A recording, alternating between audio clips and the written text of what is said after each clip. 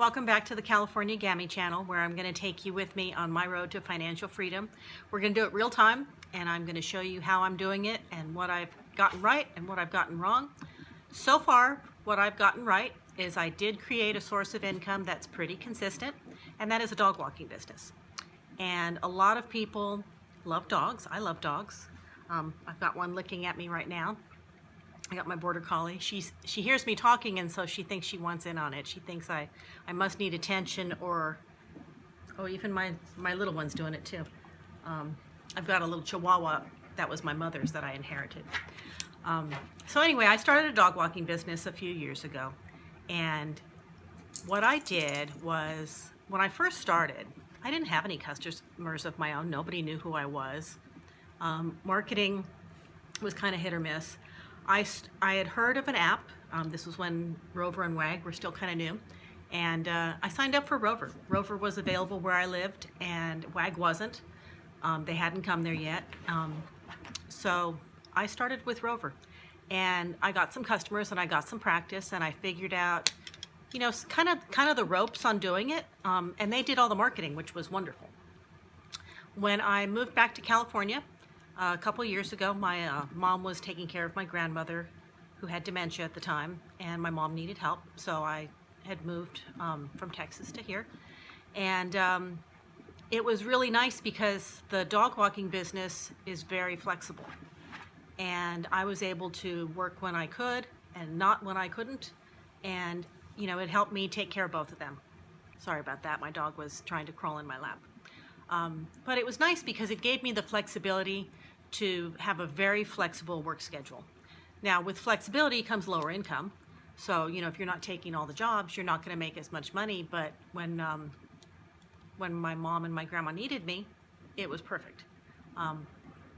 The other thing that was nice was, because I started with Rover, and then when I moved to California, I added Wag, I didn't have to worry about the marketing. I didn't have to worry about insurance. I didn't have to worry about a website. Although I did set up all those things from the start, because I knew that I didn't want to keep paying the 40% to Wag is what they take, and 20% to Rover. And so I wanted to be able to get my own customers and be able to keep more of that income myself. Also, down the road, if I want to make more money, I'm going to have to be able to scale it. And you can't scale Rover or Wag. You can only scale it if they're your customers coming to you on your website. Now, I did start my own website. And at the same time that I started my website, I also added blogs to it, because I knew that blogs take a couple years to get traction with the Google algorithm. And I figured that I could monetize those as well and help my customers at the same time. Plus, as I'm writing these blogs, I'm learning more about dogs, I'm learning more about cats, and that's going to help me in my day-to-day business. So I figured it was multi-purpose. It also gave my website more authority. The mistake that I made when I started my website was I started on Weebly. And Weebly was recommended to me. It was easy to start, but the big problem that I had with Weebly was it's outdated, and you don't get as much, because it's outdated, it doesn't work as well with the Google algorithm. And so I wasn't getting as many page views on the blog as I wanted. So I would recommend starting a website from the start, even if you're going with Rover or Wag. It takes a little bit of time to figure out how to do a website. It also takes a little bit of time to figure out how to do a blog. And I do recommend doing both. Your customers will like the blogs, and it also shows that you're serious about taking care of the animals. Or whatever it is you decide to do. Whatever your passion is, it doesn't have to be dogs, but this video is about dogs, so that's what I'm talking about. I did take a couple notes because I want to keep myself on point. The next thing that I would recommend is go ahead and establish your DBA. Your best choice is going to be to go see a lawyer and find one that charges you by the hour. Have a consultation, get your business set up right from the beginning. That way you can set up your taxes right from the beginning. You do want to keep your business separate from your personal income. So you want to set up bank accounts. You want to get registered with your city and state. You want to do everything right from the start.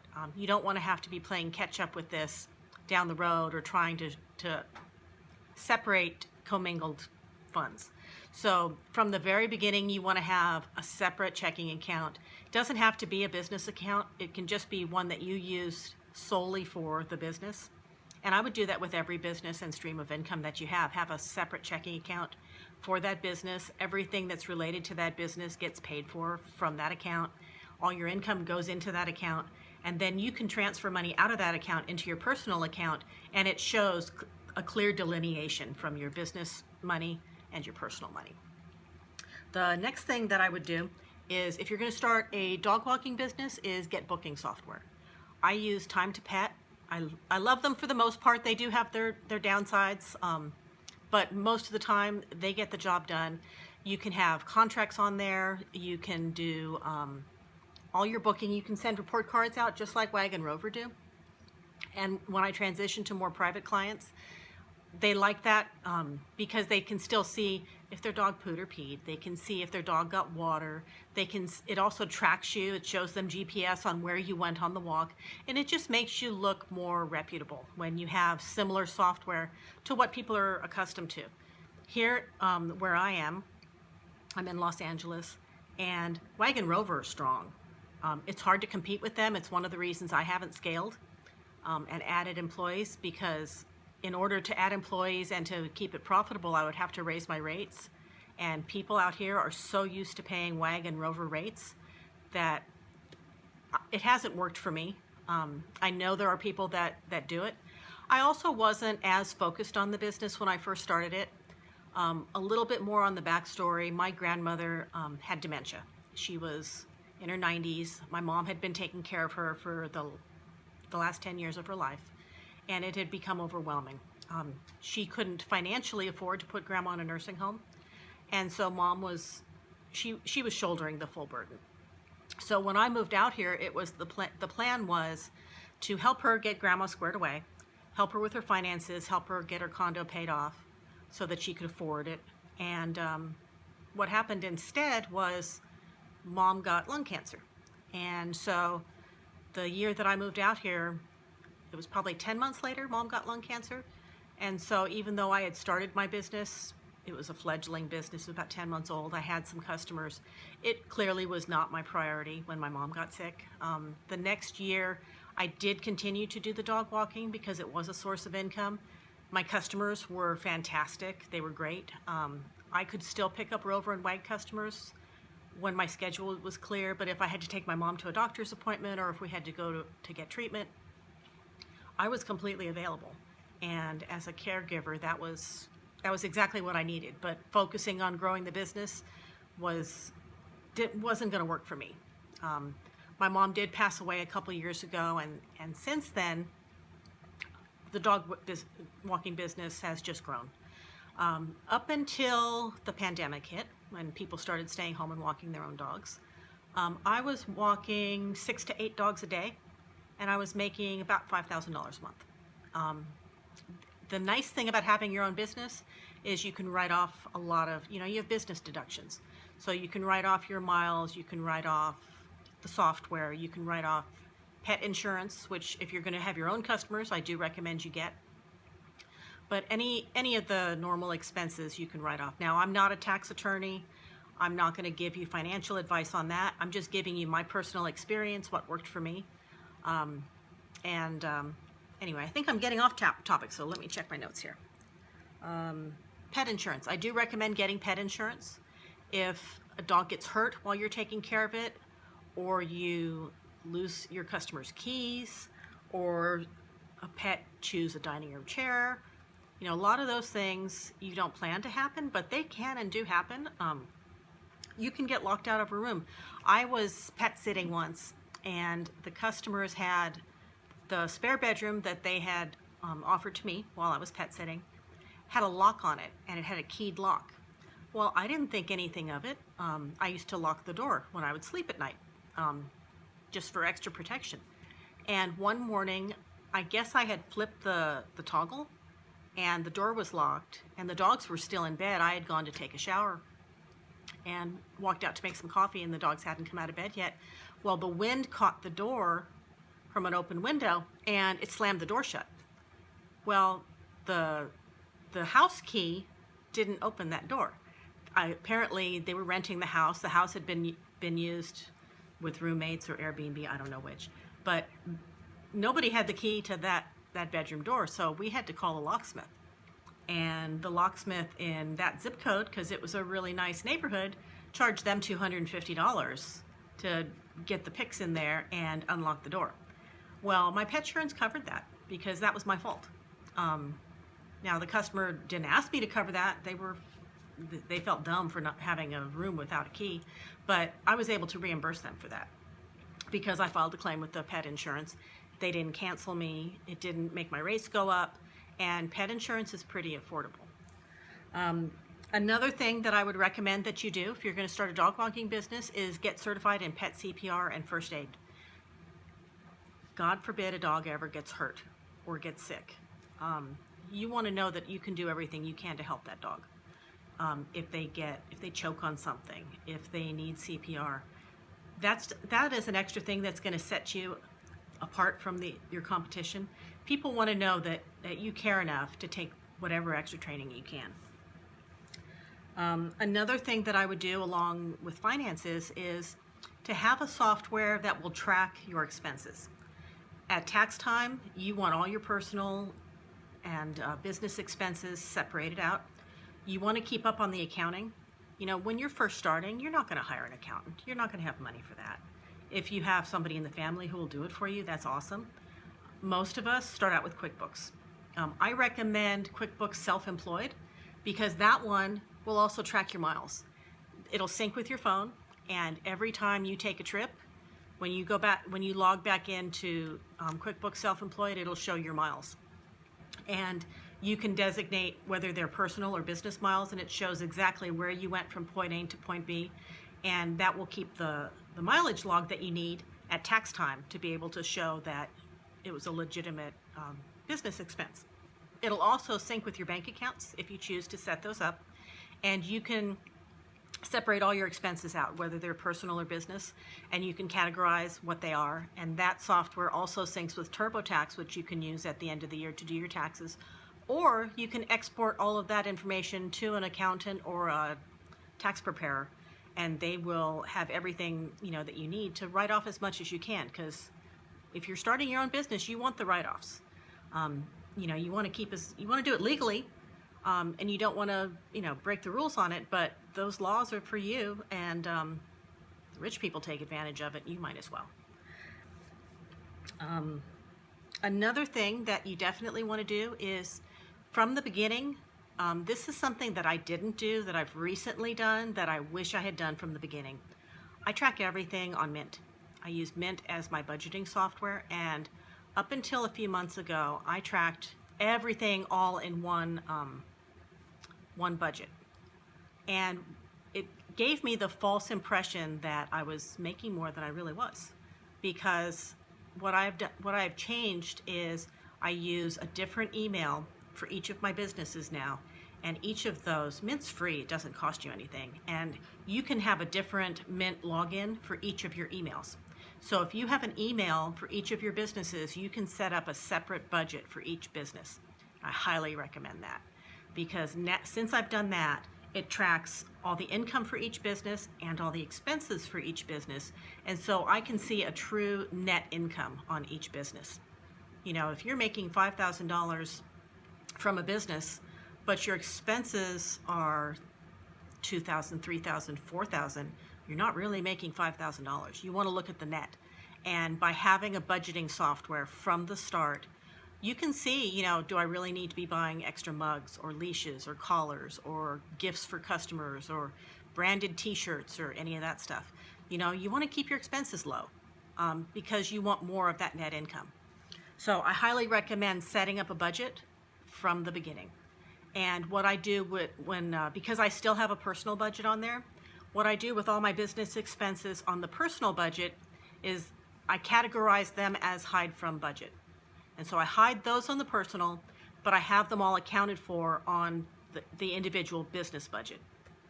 And the other nice thing about Mint is it'll tell you all your income and all your expenses, and it'll tell you if you're negative. And so if you're getting a little spendy at the beginning of the month and your income hasn't come in, it helps you slow down a little bit and pace yourself, because it's real easy to get carried away and to get excited in the moment and think, oh, I'm going to go out and I'm going to, buy all these gift bags and give people mugs. And at the end of the day, people don't really, they like that stuff. They like the customized photos, but what they really like more is that you show up on time, that you don't call in sick, that their dog is healthy and safe and doesn't escape from the front door. The most important thing on a dog walking business is the safety of that pet. Are you going to keep that dog alive? Because we've all heard the horror stories. The dog walker that left a door open or a window open or came with their children, or, nothing against kids. I've got 2 kids and I've got 5 grandkids. I don't take them to work with me though. If you have older kids and the customer's okay with it, that's up to you. I don't do that though. But my customers know that the very most important thing to me is I'm going to keep their dog safe. They're going to have fun, and I love dogs. The other thing that I think is really important on a dog walking business is you have to be different. You can't be like everybody else. If all you want to walk is the little happy, friendly dogs that love everybody, that don't give anybody any trouble, you're going to have a lot of competition, because anybody can walk those dogs. Those dogs are easy. They're not giving their owners any grief. Their owners know that if you're not available, there's 5 other people that'd be happy to walk their dogs. Those customers don't tend to be as loyal. I have a couple that are, but my most loyal customers are the customers that have problem children. They have dogs that don't like everybody else. They've got big dogs. They've got pit bulls. If you're breed specific and you don't want to handle German Shepherds or Dobermans or pit bulls, you may want to rethink doing the dog walking thing, because those are the people that really need your help. The people that have shy dogs, the people that have dogs that are not trusting, that were rescues, that were abused, those are the people that, if you take good care of their dogs and you win their dog over, they're not even going to think about getting somebody else. But the people with the easy dogs, the easy to handle dogs, they can replace you. So you want to solve a problem. And the people that can't get out of the house because there's the pandemic, and they've got underlying health issues, and they're terrified of going outside, those people will still need you right now. The people that are staying home with easy dogs that are healthy, they're not going to need you as much. And so you've got to be sensitive to what's going on and what the needs are in your community and what problems there are out there, just like any other business. You have to figure out, how can I be different and how can I solve a problem? So anyway, that's pretty much it. The rest is, I didn't really go into the mechanics of it, but I think most of us know how to walk a dog and things like that. There's a lot of other training sites out there if you want to get into that aspect of it. I don't do training because I can't train my own dog not to jump on me or to walk well on a leash. So I'm a dog walker. I used to do the pet sitting. I don't do the pet sitting as much anymore, or the boarding at all, because when my mom passed away, I got her little dog, and he's 7-8 pounds. He's always in charge, and I just don't think he would do as well with other dogs, and so I don't bring dogs into my home because of him. And I also don't spend the night at other people's homes for the same reason. When I just had my bigger dog, she was so friendly and so good with other dogs that if the customer was open to me taking her with me, then I did pet sitting with her. And I also did some boarding in the house with her because she got along with everybody. But you have to look at what your needs are and what works for you, and you can tailor the business to your own needs. Someday I may scale, I may not. One of the reasons that I haven't scaled this business partly was when I was going through my mom's cancer. I didn't want to have to think about hiring people and getting workman's comp. Here in California, they have to be employees. They can't be independent contractors. It was too much liability for me and too much expense. I kind of like the freedom and the flexibility that I have with just working with myself. I don't know that I'll do it forever, but for right now it works for me, and it is the majority of my income. So if you love dogs and maybe you've lost your job, maybe you've been downsized, there's a lot of people unemployed right now, but Rover and Wag are a good way to start. As you get, the way that I got private clients was I had the website, and so I started to get some people because of the blogs that I was writing, and I also was active on Instagram. But you also get referrals. You know, your Rover and Wag customers will, you know, Rover and Wag don't want you to take those customers off the site, but, and so I didn't. But as they had friends or family that also needed dog walkers, I would start those new customers as private clients, and that's perfectly okay. So over time, you know, word of mouth, if you're doing a great job with their pets and their pets are happy and they're safe, you'll get more customers. And the customers that send you customers, you know, it's a wonderful feeling when somebody appreciates you enough to recommend you. So that's all I have for today.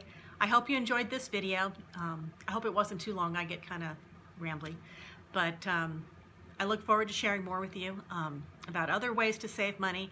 But the key takeaway on this is get your bank accounts and separate everything from the beginning, because having a budget will make or break your business. Anyway, I hope you're having a great day, and I hope you enjoyed this video. If you do, please like it. I hope that you've liked it enough that you'll subscribe. I do plan on posting other videos about other forms of income that I have and sharing those with you. But for now, I hope you have a great day. Bye.